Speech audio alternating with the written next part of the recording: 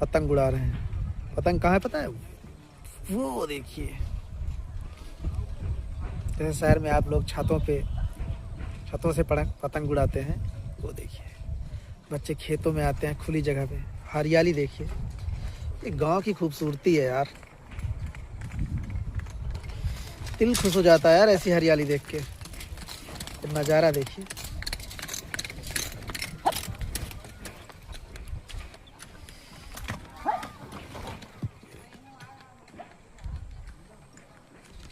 सुकून मिलता है।